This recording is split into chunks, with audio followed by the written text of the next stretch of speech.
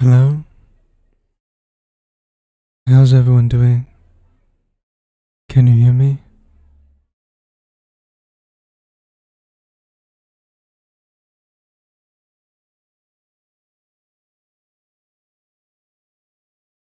Yes, Cheddar, you are on the naughty list. Hello. If you guys can hear me, give me a thumbs up or a simple I can hear you.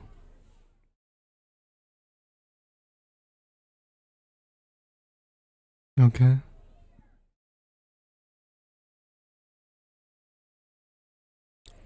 Sounds good. Great. So tonight is gonna be it's gonna be a very chill stream. It's gonna be about an hour.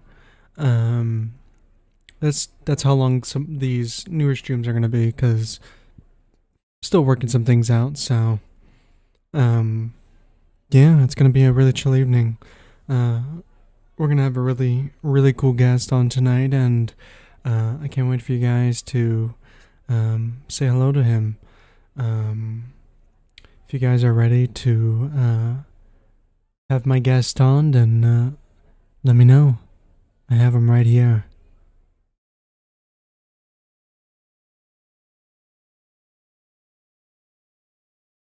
Hi, Mandy.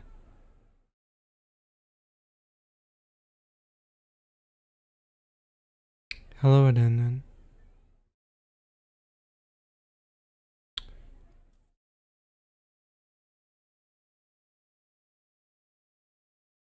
Yes, Swamp Dweller is in my pocket. So I think people are ready.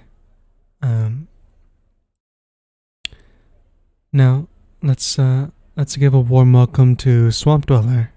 Say hello, Swamp. Likewise, can you guys hear him okay?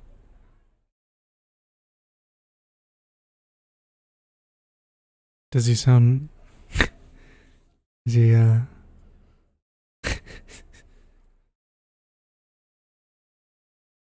if you guys cannot hear him, that is, no bueno. Let me switch to this. Maybe that will...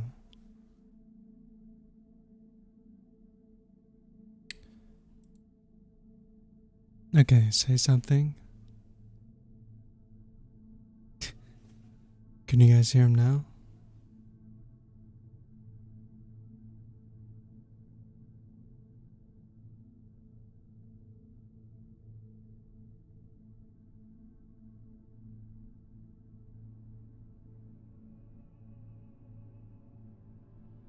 You guys cannot hear him at all.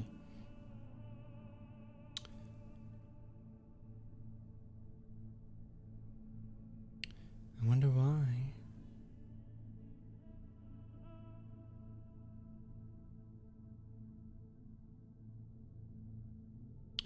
It should be. I don't see why not.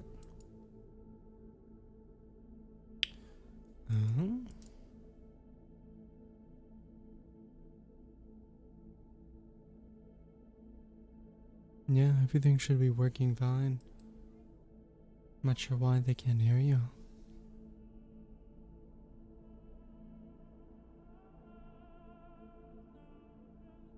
Yeah, everything looks fine here.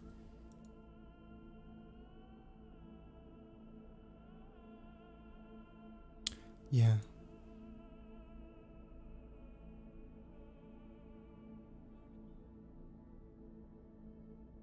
One second, everyone. Don't know why we are having technical difficulties right now. Okay. Test, test. Hopefully. I'm using Streamlabs.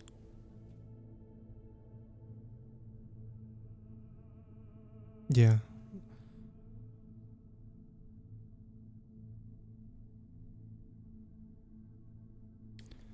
Let's see. It says everything is fine here. Let me look at my desktop audio.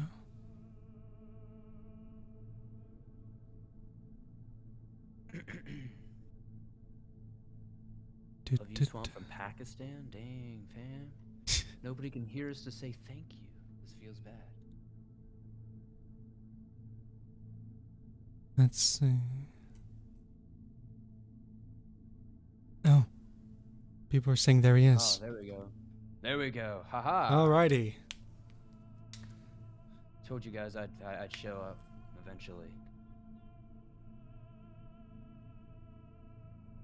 Okay. Very low. Very good. Let me turn up your volume. Maybe that will help things a little bit. Okay, there we go. Me up both. Ables. There's Lady Spookeria. There you go. Alrighty. Does he sound a little bit better? I turned up his audio. Whisper, whisper. Yeah, do I sound beautiful? Do I sound bad? Do I sound like bad vibes left toe? Let me know. Bad vibes wish. He really wishes that I was interested in deadbeat middle-aged men. Oh yeah, did you get that taco? I requested you to get. I have no idea. I'm very forgetful, man. I blinked since then, so. Yeah, I feel that. Oh, there's Honestly. Bad Vibes is here. Yeah, bad vibes. He wants me, man. He wants me. Bad Vibes do be a stinky head sometimes. There, I turned up my volume a little bit, so hopefully that's better for the kawaii poltergeist in there. What makes the poltergeist so kawaii? I'd love to know.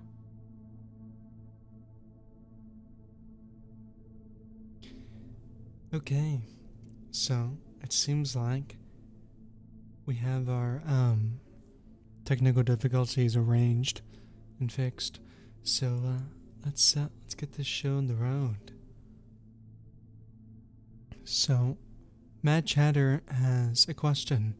He says, would Swamp ever collab with artists outside of metal? Yeah, definitely. I've collabed with quite a few people outside of metal. And I'm just an artist myself, and I just like, making cool and emotional art. So like if anybody ever wanted to do something and they have a project, just hit me up, and if I have time, I would love to do things with other people outside of metal. Oh yeah. Now tell the audience a little bit about yourself and what you do. I know a lot of people are familiar with your work, and maybe you can give us a little insight on what you do and maybe things outside of YouTube that maybe doesn't necessarily have to do with horror too.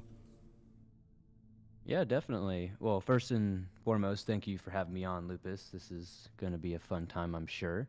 Um, I guess my name is Swamp Dweller. I run a YouTube channel, podcast, and anything in between you could imagine, kind of thing.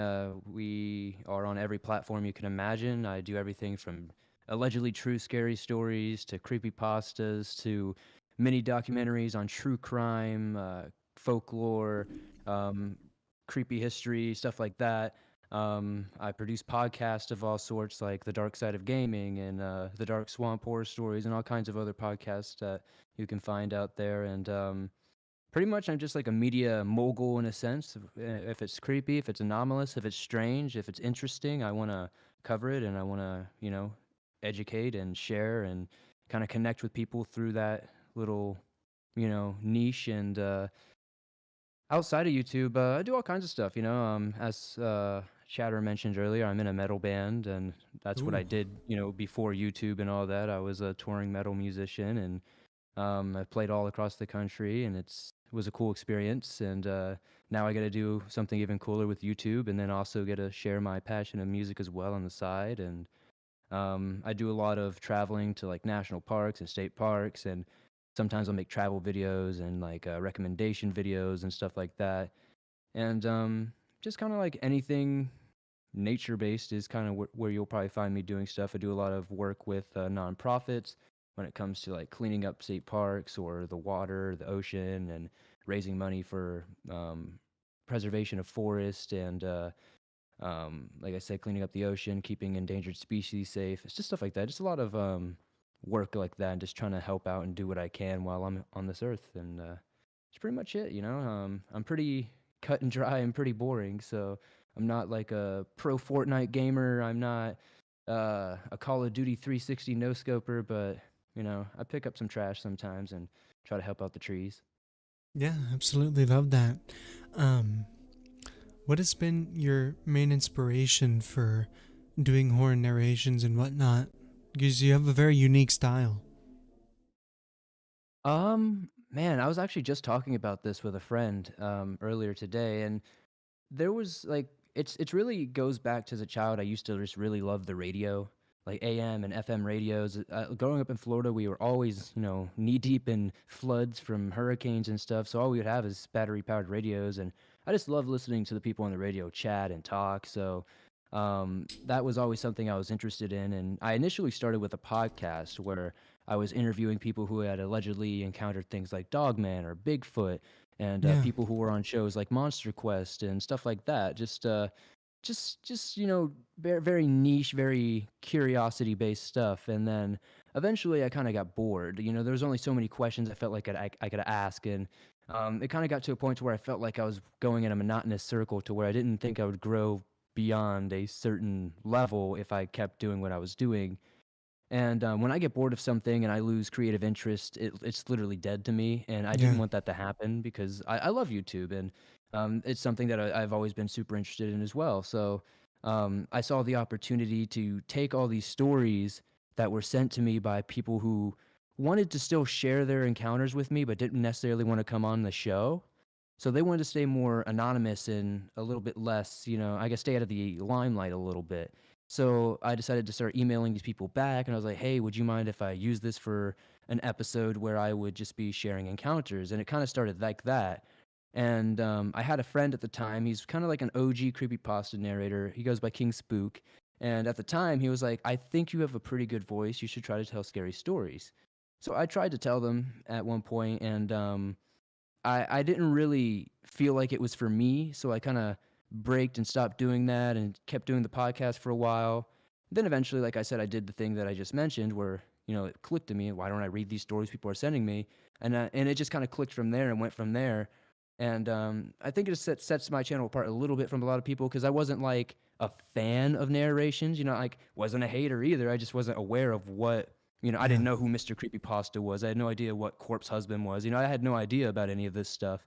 I kind of stumbled into it when I met my friend through Facebook, through personal means. I had no idea about the King Spook thing until he showed me, So I was like, oh, okay, cool. I had no idea that existed. And that was kind of how I fell into it. But like as inspiration, there's not like a particular channel. There's definitely people who have inspired me, like Vitus22, Let's Read, Lazy Masquerade are definitely people who have inspired me, like work ethic wise and just like consistent wise and just like talent wise to be better and do better myself. But my inspirations mainly have always just come from like Rod Serling or Robert Stack, just stuff like from TV shows I watched growing up. yeah, Because I always wanted to be more of a host, and that's kind of how I approached this was being a host, sharing other people's experience in a first-person format. yeah. I really like that. Rod Serling has been one of my many inspirations for these type of things, like with the in the Twilight Zone and stuff. Um, I don't know, just the way he was able to, um, the way he was able to project himself, just had a very impactful thing on the way he told the stories and whatnot. I really like that. His inflection, his he had like the perfect cadence. Like he knew it's like he knew exactly when to stop, pause, do the dramatic, stutter and all that. And that's what I really have tried to really implement in my narrations is to, obviously tell it in first person. So like, tell it like it happened to me because I obviously want people to feel like this story is happening to them. And it's really hard to do that if you do it in a typical narration fashion where you're just reading it to be as clear and enunciated as possible instead of, adding that emotional inflection into it to where it might be a little less perfect, production wise, but it'll suck you in so much more to where you won't even notice the little subtle inconsistencies. Yeah, yeah, definitely. Um, Now, what has been the most grueling and part of doing all this? What have you found to be your strengths and your weaknesses with doing narrations? Because I found for myself to be, um, in the beginning, was consistency. Finding what works best for you. Because I know a lot of different narrators have their own preferences. Like some like sci-fi type stories, true stories, and etc. You know what I mean? Yeah, definitely. As preference wise, I don't really have a preference. I love all of them. That's why like I basically cover everything. As I saw earlier, one stop shop for horror is definitely my channel.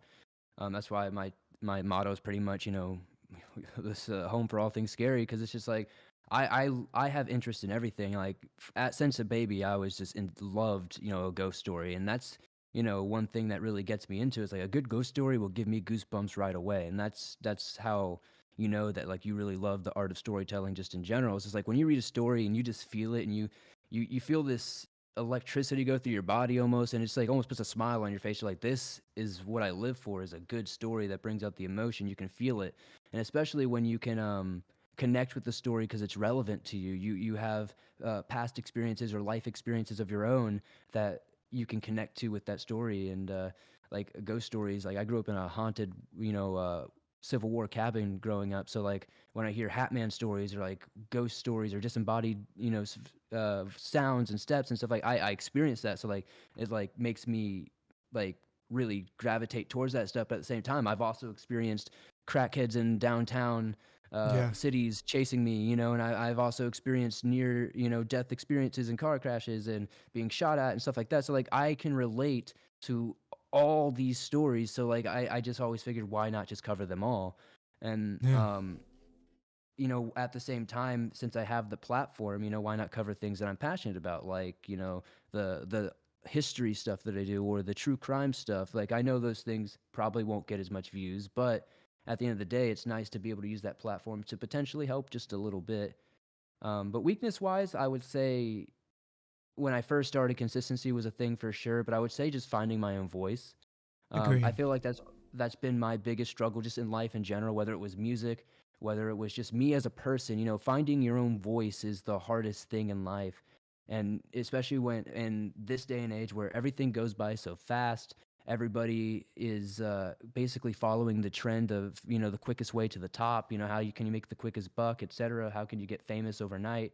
And when it comes to finding your own voice, most of the time it's not going to be a journey of oh, I blew up overnight. And that's what I kind of have enjoyed about this whole YouTube thing, is that my weakness has been for a long time I didn't know who I was, but probably like 2 maybe 3 years ago I really found who I was, and I've just continued to improve upon it and sharpen that tool and make it more and or weapon I should say, and have made it more and more effective by simply once it's like a light bulb, it'll click in your head. You're like, oh, that's me, because I'm sure everybody who first starts reading something, not whether it's for YouTube or whether it's just when you read out loud in school, you never sound that great. It's a muscle. It's the same thing with singing. It's Yeah, scientifically proven.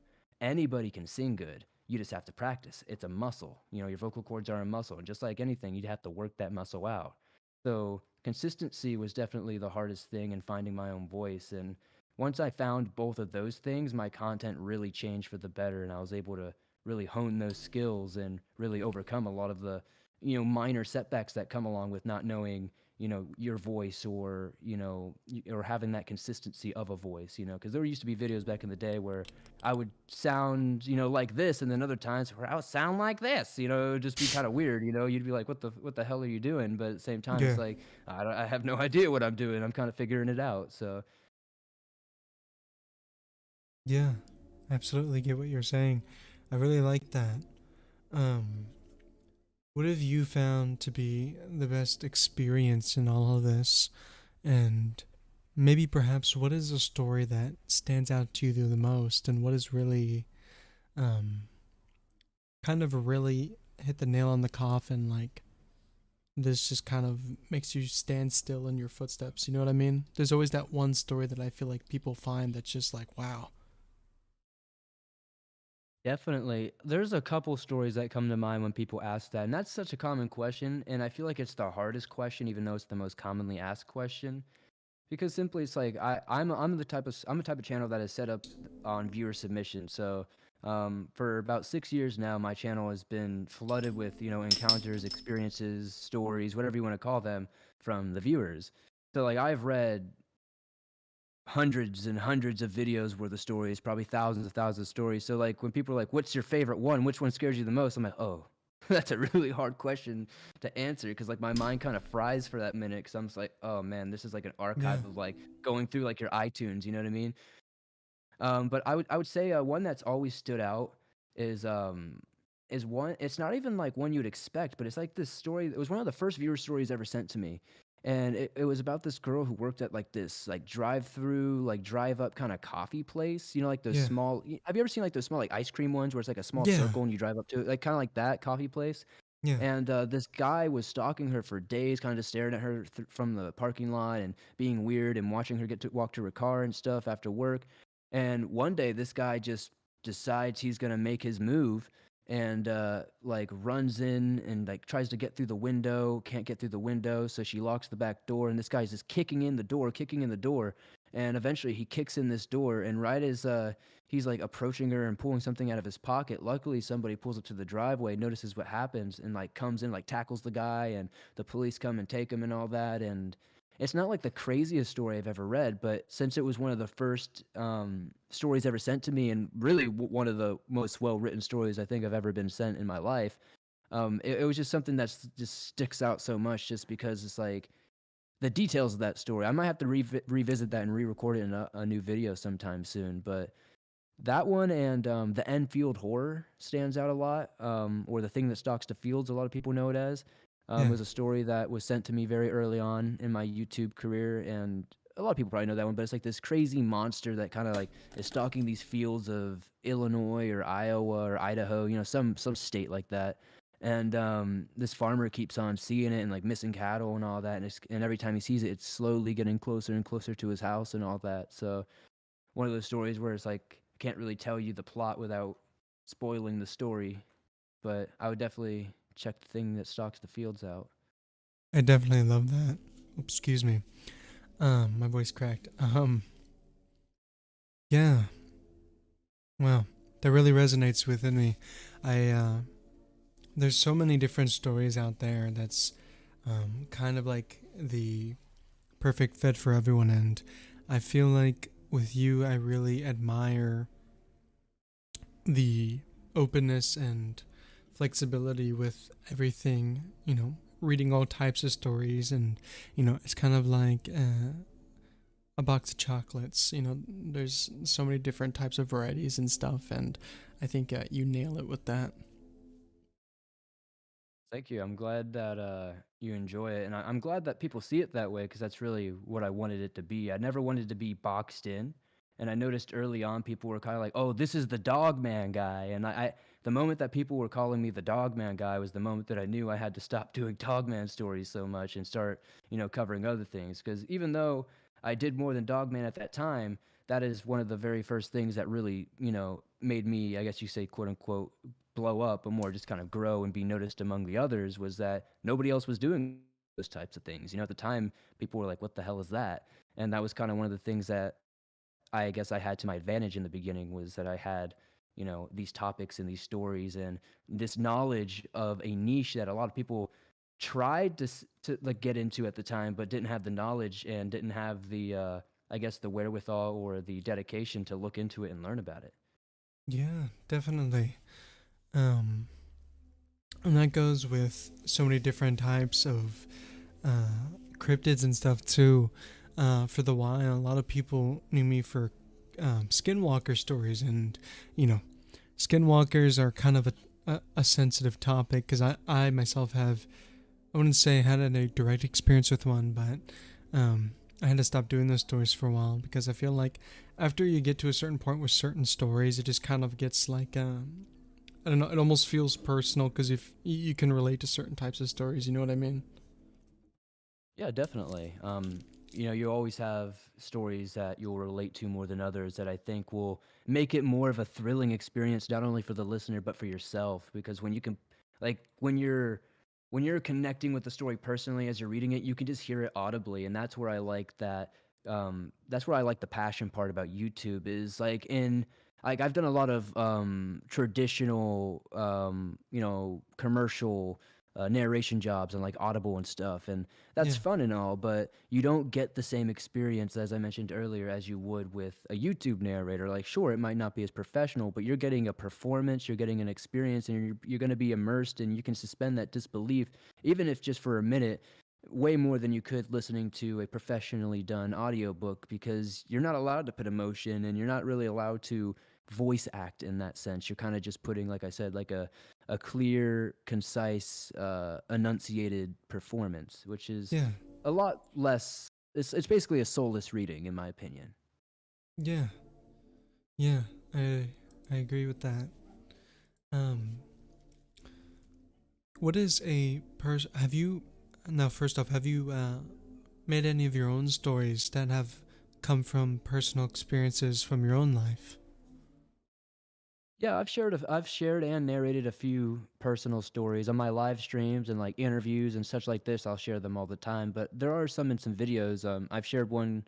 You can even find it on Reddit. I've posted it a few times called the the footsteps on the roof, and it was basically when I was living in this Civil War cabin. One of the craziest experiences were that we were playing Manhunt, and it was me, my older stepbrother, my older half brother, and myself, and we lived in the middle of nowhere, about 50 miles away from the nearest town. We're on this beef farm, 300 acres. You get the idea. So there ain't nothing to do. There's no internet. There's no cable. Nothing. So we're playing. Normally we don't go outside because middle of nowhere, kind of scary at night Yeah, in the middle of the woods. Not the greatest idea. So we're doing that, and there's only so many places to hide. It's a kind of a small house. It's a original cabin's only like one room, but then it had some built onto it, so it was kind of still very small, but a little bit wider than it was originally. And my room is the only room that goes upstairs. And since it didn't have AC, I would have to sleep in the living room a lot because it was so hot. So I went up there, went out through the window. If you go out through my window, you can get onto the roof. And it was a metal roof at the time that was kind of slanted, but you could still stand on it, sit on it, and do whatever you wanted. And every so often, we would go up there, hang out, just kind of talk and, BS and stuff. And at the time, we didn't smoke weed, we didn't drink anything like that. I think I was only about 15, maybe 16 at the time. I think 15. So like I went up on this roof and I was kind of just laying there for a minute, and I'm sure they probably were giving up because they're getting kind of mad. I could hear them yelling for me.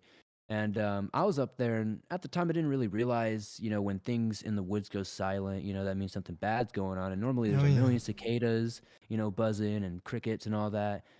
It was eerily silent, man, and then all you hear is, like, that, whoosh of the wind, and you're like, "Oh gosh," yeah, and you hear the rustling of the leaves, and it's just, like, sends that shiver down your spine, and I just remember sitting there, and suddenly I hear what sounds like 2 hooves land on the other side of this roof, and like I said, it's a metal roof, so you can hear it clearly. It's like, "Ching, ching." You know what I mean? You're like, "Okay." I was like, "Alright, that's freaky." So I look around, and there's nothing there. And so I'm like, all right, screw this. And I go back to the window. I call my brothers up. They're kind of mad. You can't do that. You're cheating, blah, blah, blah. Well, I tell my older brother what's going on. And he comes up and he's standing up there with me. And to give a little context, he's like 6'3", 6'4", 200 something pounds, big guy. And we're standing there in the center of the roof. And suddenly it sounds like something lands on the other side again. and then starts slowly walking towards us. Now we're looking around, you can't see anything, but you're hearing like these hooves walk across the metal. And it's eerily similar to the goat hooves walking on the trailer when we get them on the trailer and such like that. And that's why, like I say, this is like some invisible goat man or something, because it's like I know the sound of it. I do it every morning. You know what I mean? It's something that you don't forget, Yeah. and that's exactly the sound. So I'm like, okay, this is weird. And my brother's noticing it too. And then this thing starts like sprinting towards us all of a sudden, like running around us. And like you could feel the vibrations on the ground, but we were holding our arms out and you couldn't feel anything. Like it was cold, like ice cold, but you couldn't feel like anything physical. No wind, no like static, nothing, but you could feel this ice cold.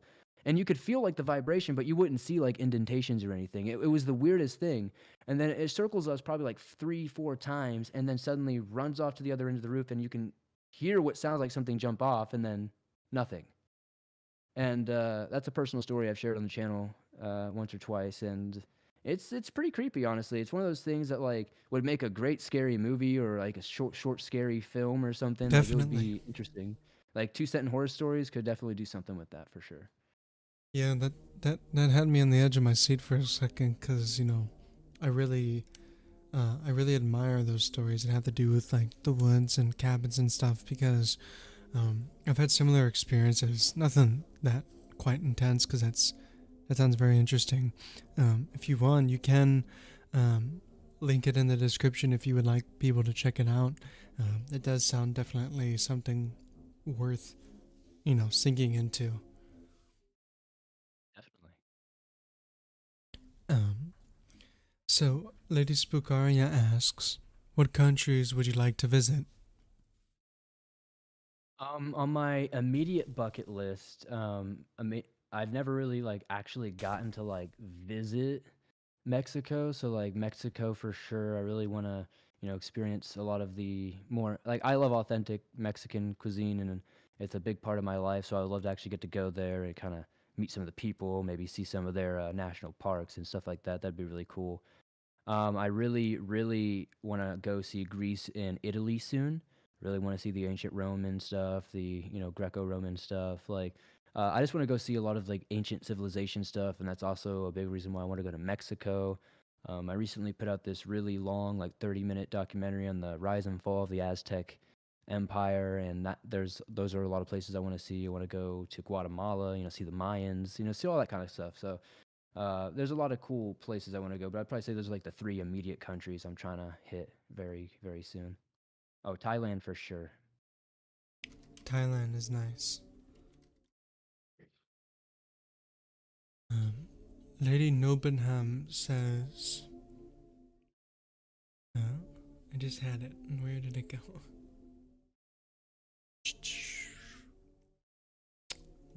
Mm, so many comments here. Um, there we go. She goes, how did you learn voice acting, Swamp Dweller?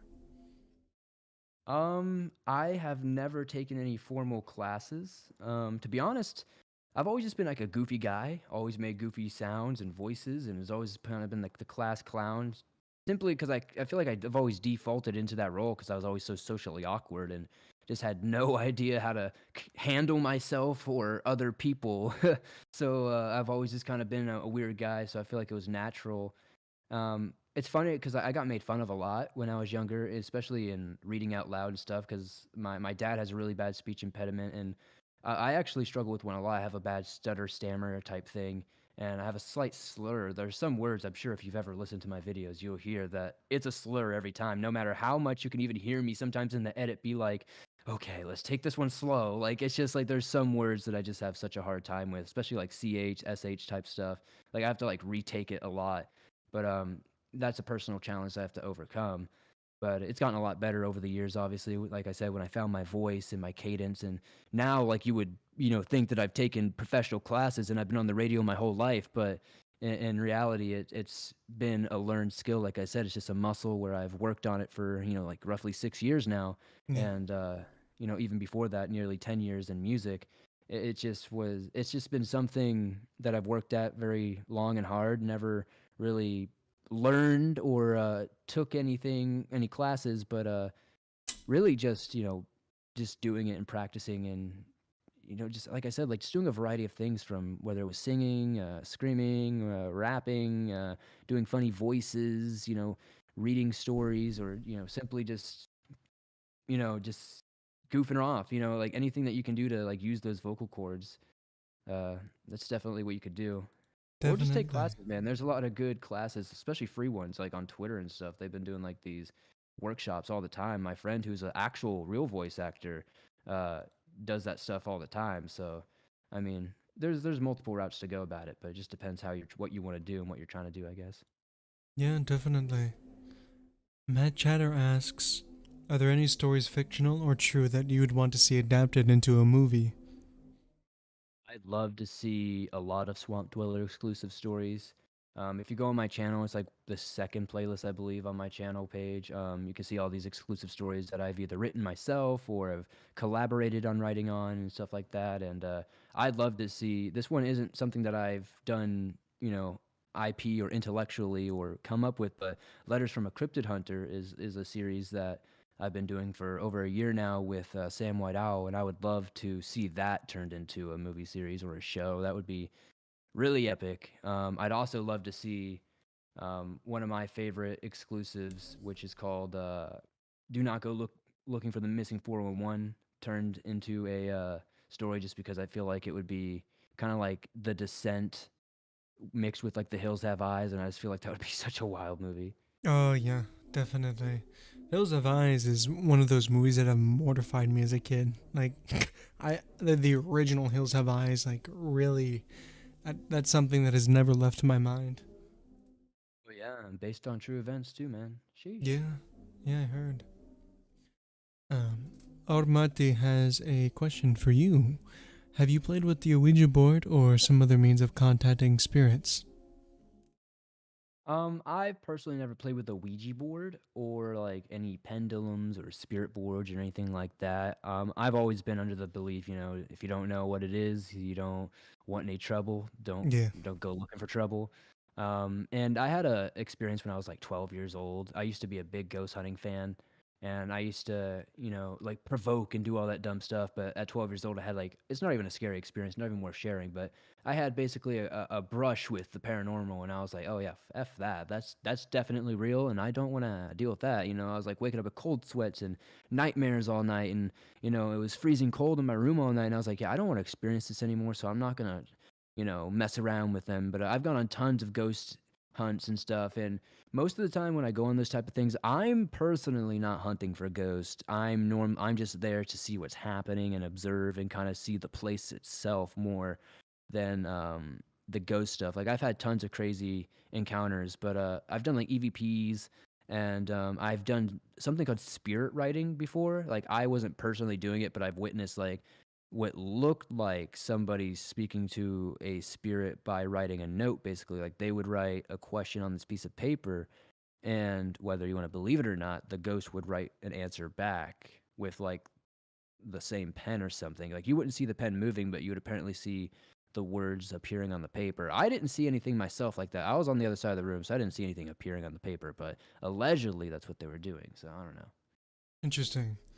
Um, yeah, I've definitely have not have I don't I for first and foremost I'm Hispanic American, so growing up I was told to never really mess with the Ouija boards, and I've had one experience, and it was in a old duplex that I used to live in when I was a kid, and I remember it was just me and my friend Pedro, and we were just upstairs and we were messing with it, and I remember we had one candle and the candle went out because we had the window open, and then the door slammed right open, and the Ouija board had told us to leave, and ever since then I don't mess with that stuff anymore, and I've always not all the time, but I've always had a cross around my neck for the longest time growing up.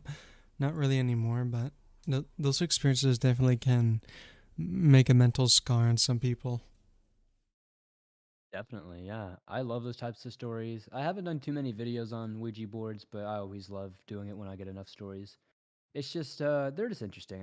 I really love paranormal stories. I've always had lots of run-ins and alleged encounters myself with them, and I'm always open to the fact that they can be explained by other things. You never know. I'm not going to sit here, like, my job and my mission has never been to try to convince anybody of anything. That's why you don't see like true in my titles, like you see like everybody else with like the capital true and all that. Like in the beginnings, you always hear me say allegedly true. Like, I'm not really here to convince anybody of anything. I have my beliefs, you have your beliefs, and I'm really more here to entertain you and share things that I find interesting and stories that I find either terrifying, head scratching, or just downright interesting. So I Yeah, don't know, but definitely. I agree.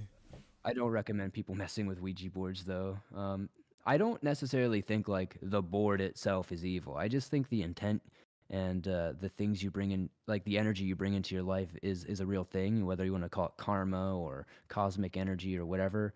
I just think it's kind of like tulpas, right? Like if you put that energy out enough, it might just come back to you. Yeah, and I do definitely believe that once you pique the interest of a spirit or you give enough energy to it, that opens a door to it following you or it attaching itself to you. Because I've had experiences like that, and you know, I feel like once you feel like it's gone, I feel like a part of it is never truly gone from your life. You know what I mean? You feel like something's always there in the back of your mind. Oh yeah, definitely. I have some friends that have like some like crazy stories with like demonic stuff and like playing with Ouija boards when they were younger and all that kind of stuff. And the stories they tell me, they don't mess with any of that stuff anymore. They're religious and moved past a lot of that kind of stuff. But every so often they still be like, yeah, dude, I feel it there sometimes. And I've had experiences with some dark stuff. I went through some depressive times when I was a teen. Yeah. And I lost a lot of my family to death at a young age. So I was kind of like, in a bad spot. And I definitely had some dark energy around me that sometimes I still kind of feel like every so often, like the hairs on the back of my neck will stand up when I'm in a room. It doesn't have to be dark. It could be bright. And sometimes I just look in the corner of the room because there used to be like this dark mist for a long time that would follow me. I swear. Maybe I sound crazy to people, but it was almost like a black cloud following you, like people say, and like I swear it would just be in the corner of the room. And it even got to a point to where my dad would mention it sometimes, and my dad doesn't believe in nothing, man. He doesn't believe in ghosts. He doesn't believe in aliens. He doesn't believe nothing. Yeah. And he's like the most boring, bland guy you'll probably ever meet. Great guy, amazing dad. Very dedicated to his family and doing what he has to do, but like just doesn't believe in any of that stuff. And even for him to be like, what's on the wall is kind of a strange thing when I was a teen. So I was like, huh, maybe there is something more to this. But it's just, I don't know, man. Sometimes it just follows you for a long time and it never really truly goes away. I think it's always just waiting for that opportunity to pounce and find that weakness. But I've always found if you just ignore it and you just, keep yourself strong in your own faith, whether it be religious or just, strong in yourself. And, I think a lot of it is just being mentally and emotionally strong, especially if you're not religious and don't have, say something like Jesus or Yeah. whatever else I'm not too educated, I'm sorry, with religion and stuff. No, But it's okay. like whatever else your saints or whatever you're praying to have protection. I think the best way is just, obviously just know who you are and have, you know, understanding in what you're here and what your purpose is. Yeah. So something that along those lines and whatnot. So when I was younger, I lived in a duplex that was considered haunted from my perspective, and anybody else who I talked to would be like, "Yeah, that do be haunted." And oh, hello, the Able Tapes. Nice to see you. That's JoJo. JoJo is a good author, but I had this one spirit that I had bad encounters with. I would have night terrors and sleep paralysis episodes. You know, the whole bundle box. And you know that feeling when you see someone in the distance and it's a familiar type presence. You know what I mean? Yeah. And when I moved out of that house, I never really felt that thing has left me. And after a certain point, when you grow up, you start to forget certain things from your childhood. And just a couple of weeks ago, when I was at work, The building that I work in, it was built upon a Indian burial ground. Come to find out, and one day we were just all talking about it and just kind of joking about it, and you know, I wasn't really even thinking about it. And when I was in the back of the warehouse, I went to go put away some things and clean some stuff up, and the whole power in the grocery store just goes out completely. And I just remember that feeling, when you're in total darkness, you just know like that is dark. Like I cannot see anything for the life of me, you know what I mean? It's like this And old Japanese saying, you know it's nighttime when it's dark out. exactly. Anyway, It'd be spooky. And the lights flickered on, and then that small flicker in the distance of the warehouse, I saw a dark figure. And I wasn't necessarily scared, but I had felt the hairs on the back of my neck stand up because that figure felt familiar. And in that moment, I realized that could have been the figure that I saw growing up. And just even now, the hairs on my arm are standing up, because when you're reminded of something that was semi-traumatic, it it kind of reminds you of those times. And I'll give you an example. There was a thunderstorm one night, tornado warnings and all that, and I remember there was just lightning and thunder and whatnot, and I remember my door swung open and there was a flash of lightning and I saw something in the corner of the hallway. And looking back on that, in that very moment when I was in that hallway at work, I was instantly that 7-year old kid who saw that thing. And I don't know, it's just kind of scary how the past can come back to haunt you in the weirdest ways sometimes. y- yeah, definitely. I mean, I feel like we all have something like that in our lives, like a trigger or a PTSD event. I mean, I was talking with somebody earlier. I just don't think that there's a single human being alive that hasn't been through something traumatic. That's why I think it's so weird that PTSD is such a weird thing to talk about. But yeah, dude, there's definitely a few stories that like I'll think about or I'll bring up sometimes on stream. And I'll just get the worst goosebumps, and then I'll start feeling paranoid. And I'm not like I can be paranoid sometimes, I guess, but I'm not really that kind of a paranoid person. Like a lot of people ask me like, do these stories make me paranoid? And not really, you know what I mean? Like I've always been aware of how crappy people are and how scary they are, and how dangerous nature can be and such like that. Like anything could kill you, if it wants to. So that's kind of just how life is. And I've always kind of been painfully aware of my own mortality. So this kind of stuff doesn't make me anxious or like paranoid, but like sometimes when it comes to your own traumatic experiences and reliving them and re-bringing it up, whether it's reconjuring that thing or it's just you kind of going back to that fight or flight mode that you experienced, it's definitely real when it comes to your own stories. And sometimes I feel like there are some stories that I'll read on in an episode like today. I feel like the past couple of videos that I've recorded, I just feel like there's been so many really good stories, but so many stories that kind of bring up that same fight or flight, that I felt in that moment back Yeah, then, now, and it's just like it's quite interesting to feel, It's quite interesting to try to explain because when people are like, "Oh, you just read stories," you don't really feel what these people feel, but in reality, like if I feel like anybody, it doesn't even matter if you're a YouTuber or not, like if you've experienced something similar to what you're hearing, I feel like you're gonna have that kind of reaction. I agree. You know, I feel like the human mind is also a very powerful thing. You know, there could be something buried in the back of our mind that have been locked away for years and we may not have even necessarily have thought about for maybe like I'll give it like 7 years. And I feel like all it takes is just a small moment or experience or incident to open those floodgates open. And reminders of those times can be kind of chilling. Like certain like paranormal stories is something that I find to be very eye opening. And like I don't get paranoid, but you always get the chills when you read the stories that have some form of relation to experiences that you've had in your life. Oh yeah, definitely.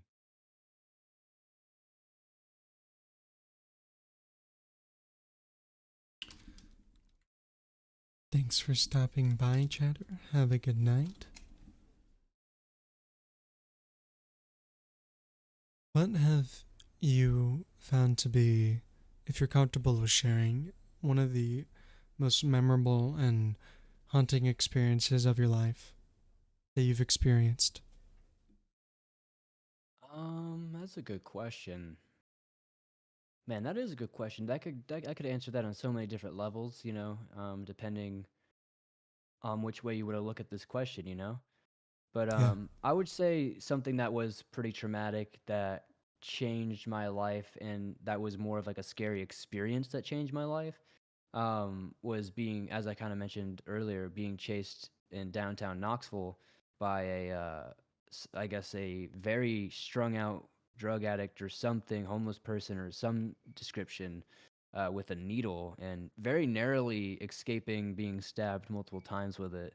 Um, that just I don't know. I felt like before that I was a lot more carefree, and that was a big moment in my life that kind of showed me that I needed to be much more aware of my surroundings, and much more, I kind of realized that I couldn't really do anything either in that moment if I wanted to protect myself. It's not like I had a firearm. It's not like I had a taser, a knife. It's not like I really had any sort of self defense at that time. So that was an eye opener for me to, learn self defense, learn, about guns and how to shoot, um, learn, how to use a knife, learn how to use, all kinds of different self defense stuff, as well as, actual physical self defense like taekwondo and stuff like that.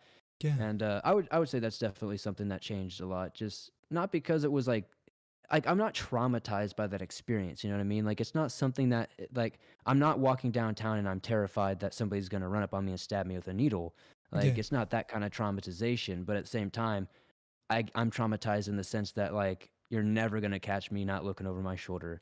You're never gonna not catch me being very aware of who's around me, how far they're away from me, where I'm going, how far I'm away from that. Like I'm a very tactical guy when I move around because of that.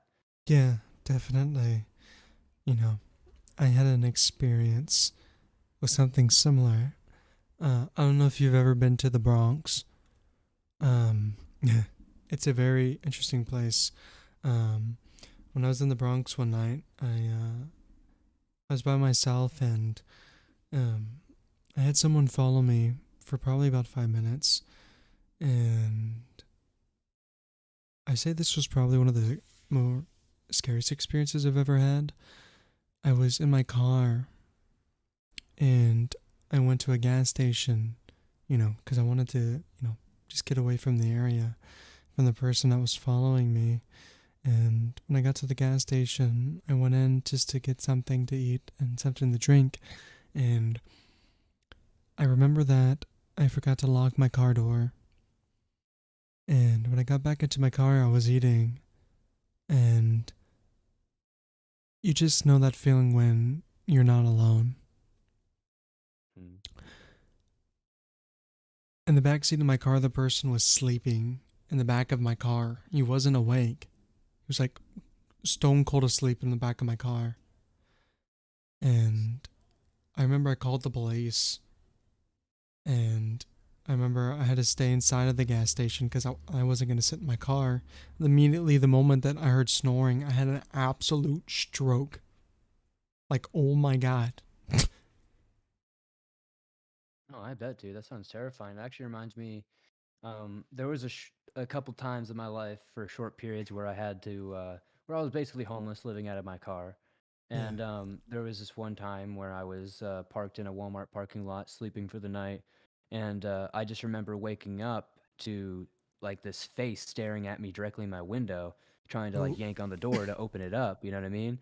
And that's yeah. happened to me more than a couple of times. There's actually one time where somehow, I was in this old 2001 Honda Civic at the time, and somehow I guess one of my front doors had come unlocked. I don't know if they jimmied it. I don't know what they did, but I just remember waking up as the door was opening, and I just remember like grabbing the handle and shutting it immediately, and like their fingers just almost getting smashed in the thing, and then they start running away. Yeah. Man, those kind of moments are way scarier, honestly, than I think people understand. Like when you tell them in scary stories, like it's like, oh, let's not meet, you know what I mean? But a lot of people will be like, oh, that's not that scary, whatever. I would have just shot them with my gun, or I would have just did that. But it's like until you like actually experience it for yourself, you don't understand how creepy, how terrifying, and how caught off guard and vulnerable you really are in those moments. Because like for your example, you're sitting in your car, non unexpectedly, and then suddenly there's somebody in your back seat. With me, Yeah. same thing. Like I'm passed the fuck out, or excuse me, I'm passed the hell out in my car, and suddenly there's somebody's face in my mirror, or there's somebody literally opening my door, and it's just like people are way more scarier than any Bigfoot ever will be. Give me Dogman, give me Mothman, give me Chupacabra, Skinwalker, whatever you send that me my way any day over, some creepy ass humans. Yeah, definitely. You know, yeah, wow. I'd say that's just something very interesting to think about. And looking at it, we are reaching a 1 hour mark because I know you said you only have an hour. Um, We can go a little longer if you want, but that's really up to you. okay. But with that, kind of wrapping things up, from all these experiences that you've had, would you say that, you know, your perception on the world and how things have kind of evolved, would you say that your perception is more aware? You know what I mean? Because, like, I feel like we all have a kind of like this view that we are invincible when we get out into the real world sometimes. And, when something like that happens, like someone in the back of your car or someone peeking at you through the window, it's just kind of like, holy crap, you know what I mean? Like, I feel like sometimes people wake up when you have like a near death experience or something close to that. Yeah, I would say, I guess, kind of adding on to the questions you asked earlier, is that like it's these these stories and the things that I've read and the things that I've experienced have all kind of culminated in just what you would normally experience in life, but now you have the ability to create a platform and not only share your own stories, but be able to share other people's stories with that, without the bias and without the judgment that you would find in a normal one-on-one conversation, say at work or something like that, unless you're lucky enough to find a like-minded group of people, which can be few and far between for various reasons. Um, Honestly, these stories have just made me much, like I said, much more aware, and they've really just opened my eyes to how interesting life really is. Whether or not even 10% of these stories are true, it's incredible to see how imaginative, descriptive, and fantastical some people can be with their writing and the things that they can come up with. Whether it be real, true, or somewhere in between. I think every story does have a grain of truth at the end of it. Every folklore, every cautionary tale, every story at one point or another came from some sort of seedling of truth somewhere down the line. So I feel like ultimately it's just kind of made me a much more open and I dare even say it, kind of caring person, because like I feel like I'm just so much more open to anything, whether it be conversational wise, emotionally, or mentally. I've seen it all in these stories, and I've talked to a lot of these people, and like when it comes to like the true crime stuff, I've gotten to actually have phone conversations and sometimes even face to face meetings with some of the family members of these people who were victims, and it kind of just all puts it into perspective that what you do reaches real people, and it helps people, whether it's for them to fall asleep with their insomnia, whether Yeah. it's to spread the word of something that happened to their family member, or whether it's just they found a documentary and they learned about the freaking Aztecs. Like there's something of value to provide, and I think that's what I've learned the most through all this, is that we all have value that we can provide to people, whether it's through the entertainment means like I do, or through some other sort of means or medium, that hearing these stories we can all come together and kind of beat all the bullshit that we're kind of plagued to deal with in society. Yeah, definitely. It's a very beautiful sentiment, I will say. Um, kind of wrapping things up with everything that we've all talked about, and for people that are, you know, making their stories or kind of, exploring their niche and whatnot, what advice would you give to your younger self starting everything out, and maybe to people that are starting out in this line of work, and people that may want to pursue something like this, and how they can use their stories to kind of create a bigger picture? You know what I mean? Um, if I could give any advice to younger me, especially 20 end of 2016, early 2017 me when I first really started narrating, is just be patient. Less is more, and don't follow the crowd. Just keep doing yourself. And not that I ever followed the crowd, but I do feel like that's something that makes a lot of people who are starting off very unhappy, and that's why you see a lot of channels in this niche don't go very far because a lot of them either give up or don't truly understand how to play the game of YouTube. And YouTube is so much more than having good scary stories. You can have the scariest, most descriptive, best well-written stories ever and nobody's going to care because YouTube is so much more than that, you know? But Agreed. I would definitely say play the game, learn the game, and um you know, don't be afraid to be yourself more in the public, and also don't like I've always not been a grudge person, but don't hold grudges. There's definitely a few things in the beginning, like you would never think it, you know, I am a very positive person and I let things go and I never publicly hold grudges or anything, but there were a few, you know, people when I first started obviously that like gave me a hard time and tried to start issues with me that I like, you know, in the back of my mind, I guess somewhat held a grudge for, you know, not that I did anything actively to hurt them or anything, but I would just basically not acknowledge that they existed in a sense, you know what I mean? Just kind of did my own thing. And sometimes I wish I didn't do that. Sometimes I wish I just kind of publicly made it, not publicly, but like kind of more just kind of like let the grievances be known, and it would be what it would be more than kind of some of the few public spats I may have had in the beginning. And then just advice for people who are trying to get into this, whether it's just YouTube in general or you're trying to make a show or scary stories or read creepypastas or whatever it may be. It's all kind of the same YouTube like going around. Like there is no specific rules to how to get, you know, successful on YouTube or how to get people to listen to you on YouTube. There is no specific rules for how a narrator does what a narrator does. It's all kind of the same no matter if you're a gamer, you're a streamer, you're a narrator, whatever content you do, it's all the same. And the most important thing is just consistency and not giving up. Like the thing about YouTube is it's a very, very long term game and it's a very slow grind.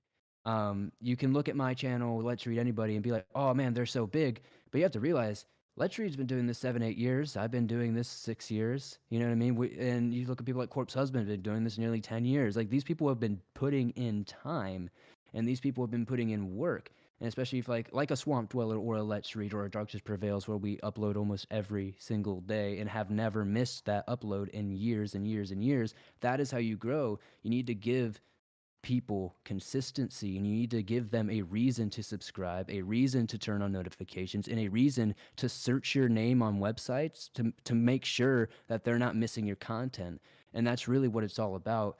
And it's just about curating what you want. You know, like I always wanted a positive, uplifting, vibrant community of diverse people and diverse stories, and that's what ultimately I built. You know, it's a very positive place. It's not a place where you share your story and you're getting attacked by everybody like you might see in some other channels. And it's really all about what you want, and it's really about you putting it into existence, speaking it into existence, and then following it. You know, if you want to be the next Swamp Dweller, then you need to get that website set up. You need to get that submission email set up, whatever it is you're going to use to get stories, and you need to push it. You need to do it consistently, and you need to upload consistently. Like the most important thing is that schedule, and just making sure that you're putting out good content, the best possible reading, the best possible, you know, audio, visual, whatever you can do, and then just slowly expand upon that. Because, like I said, YouTube is a slow burn. It's going to take a long time. Sure, you might have some channels that do blow up quickly, but it's not a very common thing. And, it will come. You just have to be aware of what other people are doing and try to apply that in your own way. I think people take that advice the wrong way a lot of the time when I say that and think, oh, I just need to do exactly what Swamp Dweller's doing and do his titles and do his tags and stuff like that. It's like, no, that's not what I'm saying at all. What I'm saying is like, notice what is working for Swamp Dweller. Notice what is working for Mr. Creepypasta. Notice what's working for Lupus. Notice what's working for these other people, and try to find a way where you can incorporate these things in your own words in a sense and put it into your content that will either hopefully help it or you might not see anything. And it's kind of just that process and that trial and error. It's just more of like not giving up, because there's going to be more than 1 or 2 times, maybe even 3, maybe even 45, maybe even 100 that you're going to want to quit. And trust me, there's even times to this day, 6 years in, where I was like, oh my God, I could literally just not do this anymore. But obviously, this is what I meant to do. This is what I love to do. And if I gave up, I wouldn't be here, So just don't give up. It's just like the best advice I can give, because I would be disingenuous and I would be a liar to say, if you do these 3 things, you'll make a successful channel. There is no real like steps, you know what I mean? All I can do is give you my experience and just tell you that YouTube really is a waiting game and really is just a game of numbers, Just make content that people are going to want to watch and what they're going to want to watch for a long time. YouTube wants you to keep people on their website as long as possible. And that's the most important advice anybody will give you on this website. Keep people on your videos for as long as possible. And I guess that's probably like the best advice I can give anybody. Well, yeah. That's making me think a lot. I'd really admire that piece of advice you've given everybody and myself here. It's very inspiring. Thank you for that. Yeah, my bad. I get rambly, but hopefully No, my no, point you're kind of got fine. across there. Hopefully Absolutely. the point got there. But yeah, it's just a lot of people give up before, a lot of people don't put enough time to see the results too. I remember early on, I had a lot of people, because I used to upload every single day, twice a day for like the first 365 days. And people were like shocked about that. And people were always like, oh, well, his content isn't quality, which maybe sometimes it wasn't, but that's actually something that I feel like I've proven wrong to people, is that you can't have quality and quantity.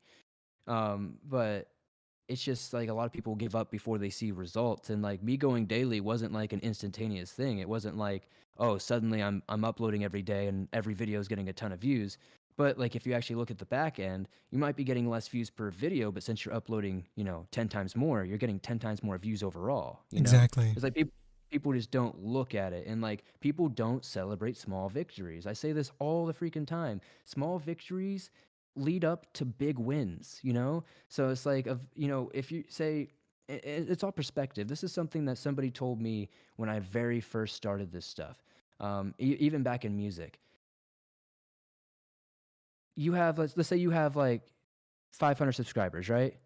Imagine 500 people in a room right now watching you narrate. Like, imagine, I'm not, let me see real quick here. Imagine the 710 people that are subscribed to your channel right now watching us do this live. Like, it really puts it into perspective. Do you understand how many 700, like, do you really understand how much 700 people is? You know what I A mean? lot of Like, that's a people. lot of freaking people. So, like, you have to put these things into perspectives. Like, it might seem like false positivity or like naivety or whatever people want to say, but it really isn't, because that's what got me to where I am. Trust me, like, you're going to want to give up a lot, but if you really put into perspective what you're doing and how many people you're actually reaching, it's very amazing. I mean, like what, most giant stadiums hold like 20,000 people. So if you have 20,000 subscribers, that's a football stadium, man. You know what I mean? So it's like, Yeah.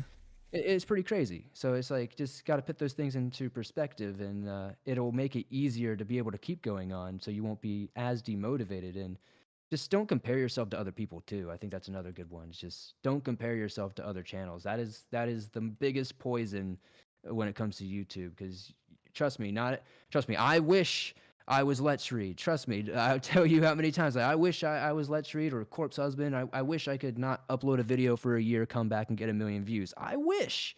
But unfortunately, that's not me, so I have to focus on me and not worry and not be upset that, other people have a different formula that works for them, you know?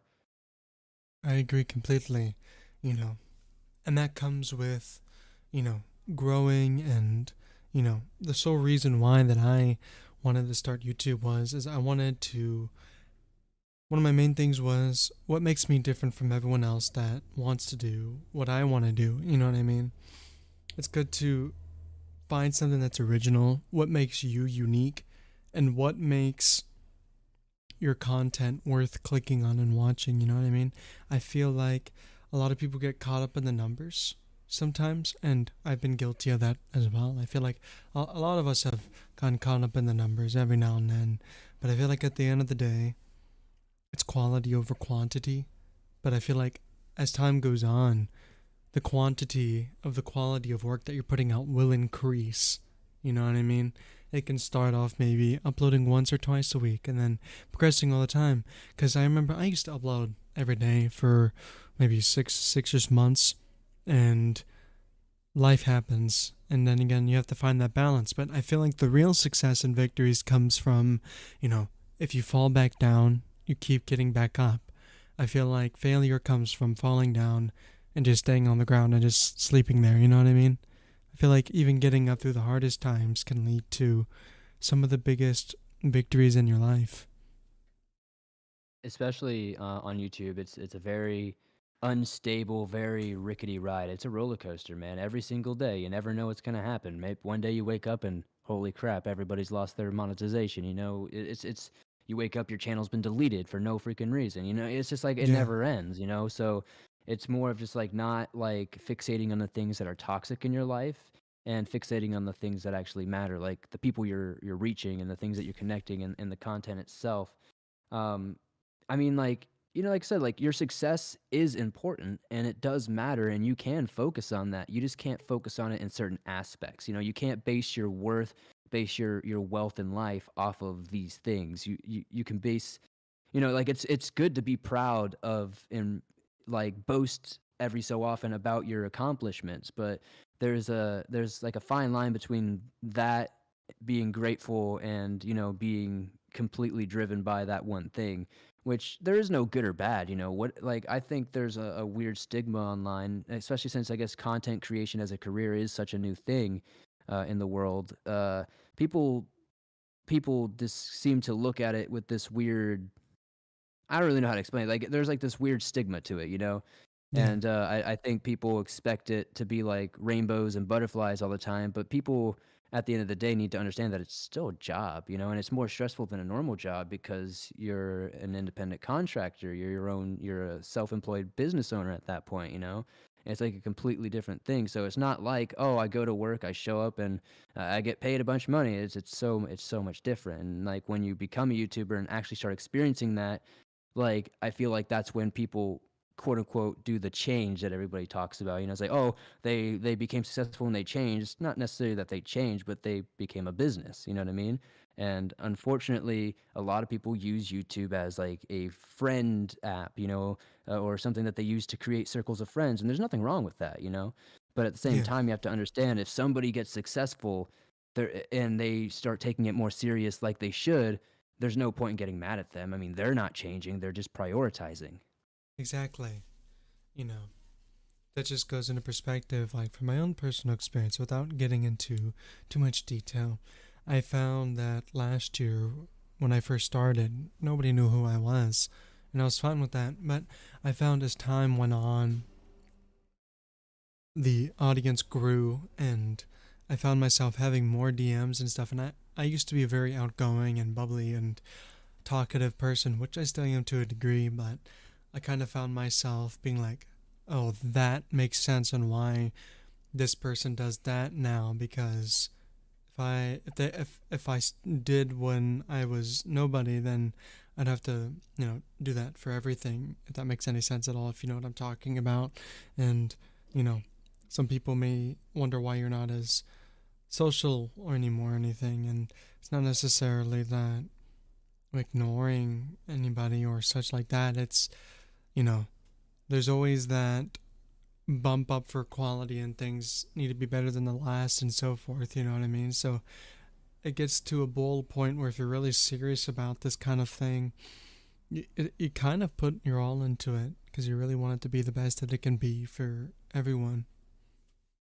Definitely. And like I said earlier, everybody has their own priorities and reasons why they're doing this. And like like I made an example earlier, like me and Vidiv started at about the same time. You know, that's one of my OGs, one of my ride or dies, and we both had completely different like approaches and ideas of what we wanted to do with YouTube, and that really showed in our YouTube channels and how we approached our YouTube channels and et cetera. Not to say that Vidith didn't want to be successful or anything like that, but or not to say that Vidith isn't successful, because he is a very successful channel.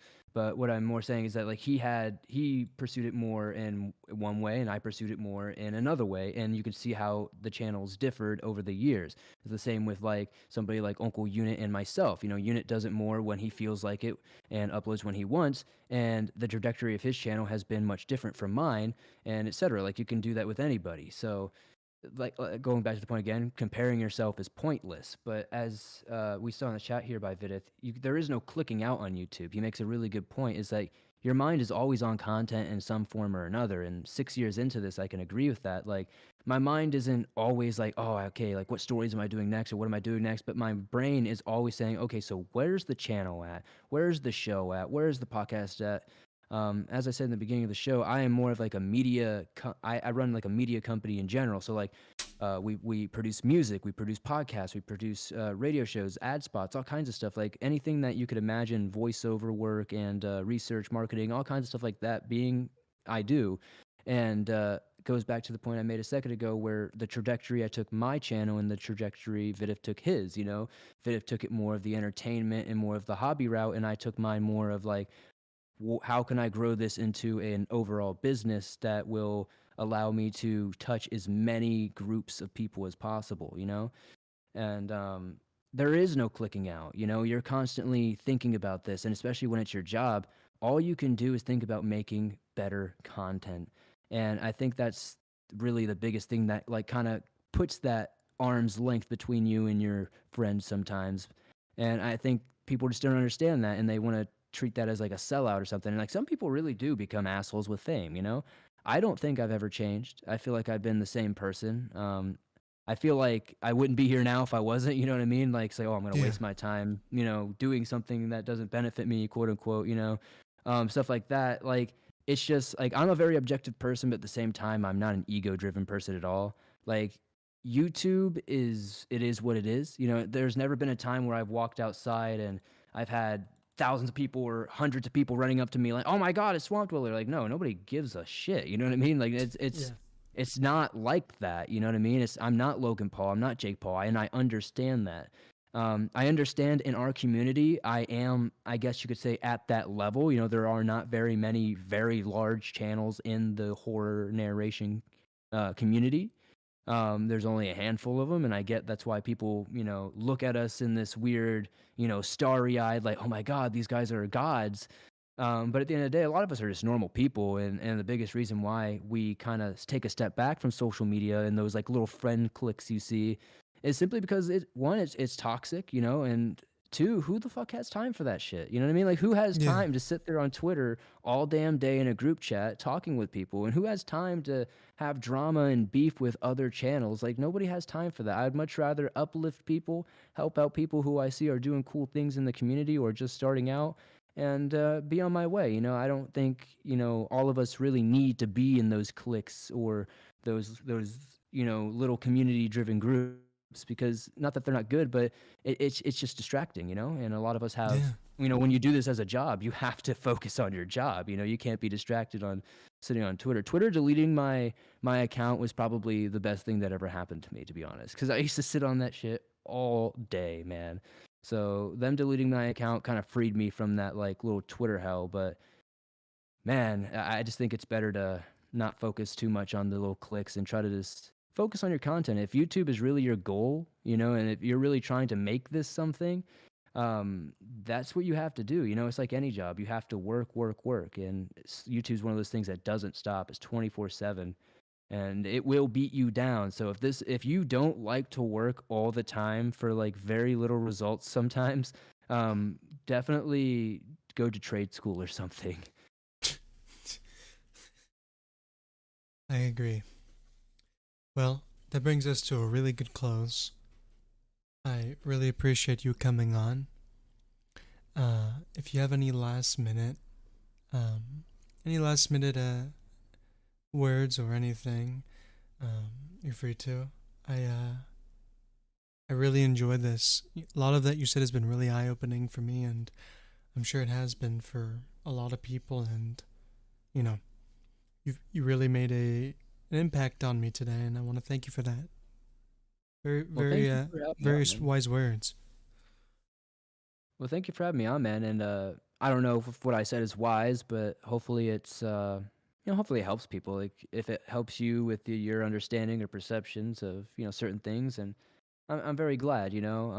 That's all I want to do. I'm always down to help people. I want it to be known to people that if I'm very easy to contact. I might not be the quickest to reply, but be rest assured I'm most likely not ignoring you. I just try to limit my time on social medias as much as I can. But Instagram, Twitter, Facebook, wherever you guys are, if you always want to hit me up for advice or just to chat, I'm always open for that. I'm a friendly guy. At the end of the day, we're all friends here. We don't need to be, we don't need to look at each other's competition. There's more than enough people to view us all. I mean, hey, there's multiple channels with 1 million subscribers in this community now, and if they can get, if there's like 5-10 million people that could subscribe to all of them, there's probably 5-10 million more people who can listen to you as well. So there's more than enough to go around. You're on the most visited website on earth outside of Google, so I mean, you'll be okay. Just have to keep on going. And one last thing I wanted to say that I forgot to mention is when it comes to your content, if you notice things aren't working out with what you're doing, don't give up. Just change it up. I mean, you don't have to completely change what you're doing, but if you change the presentation up, that can do wonders. I mean, I've done that multiple times where I've changed up my thumbnail presence, or I've changed up how I read stories, or I've changed up how I structure the episodes and how I put the stories in, et cetera, et cetera. Anything small like that can lead to really big changes. So I guess that'll be what I leave this off with. So again, remember, small victories lead up to big wins.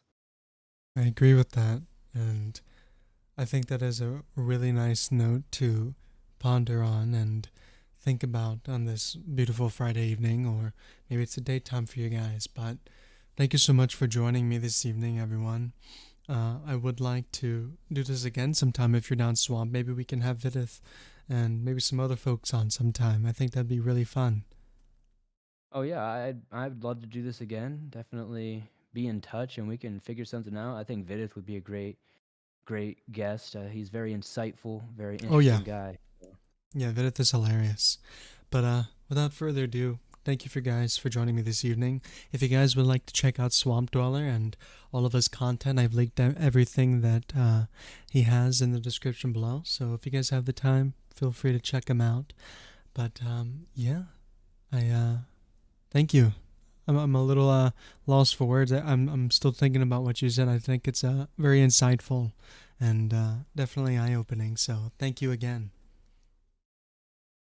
No problem. Thanks for having me on. Yeah. Well, you have a good rest of your evening, and I'll catch you around, Swamp. Yeah, definitely. Don't be a stranger, and feel free to reach out, man. Absolutely. Likewise. All right, take care. You too. Have a good night.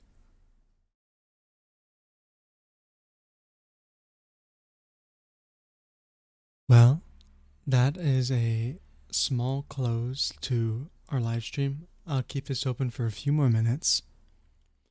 Um, Textbook for do you still play the yes I still play guitar. I play it pretty often.